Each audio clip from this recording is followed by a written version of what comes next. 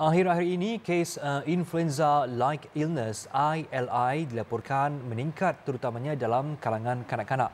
Menurut pengarah perubatan klinik IRIS, Dr. Arisman Wenger Abdul Rahman, keadaan ini dipercayai berpunca daripada tahap kesedaran pengambilan vaksin influenza terutamanya untuk kanak-kanak yang masih rendah dalam kalangan ibu bapa.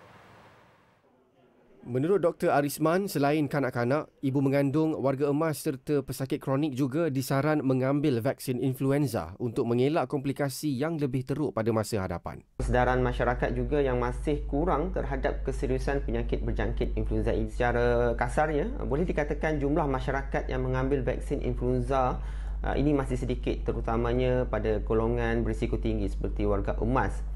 Saya kira jika masyarakat sedar tentang kepentingan vaksin influenza ini, insya-Allah mereka lebih peka dan berinisiatif untuk mendapatkan vaksin flu ini setiap tahun. Jelasnya lagi, selain menurunkan tahap keseriusan gejala influenza, pengambilan vaksin itu boleh mengurangkan risiko penyakit lain.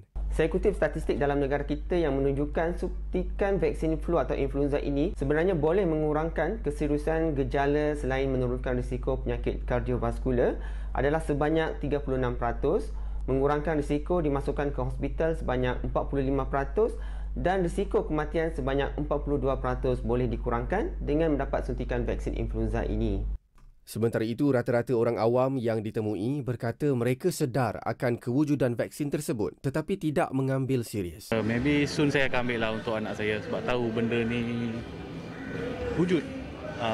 So rasanya penting kot untuk protect budak-budak ni. Saya rasa vaksin itu amat bagus untuk diambil oleh ibu bapa kepada anak-anak mereka sebab kita tahu selepas COVID-19 berlaku penyakit ini dan penyakit ini kebanyakannya merebak dalam kalangan kanak-kanak. Jadi saya rasa vaksin itu perlulah bagi seorang kanak-kanak. Orang awam juga berharap agar harga suntikan vaksin influenza dapat diturunkan bagi mengurangkan beban mereka untuk mengambil vaksin berkenaan.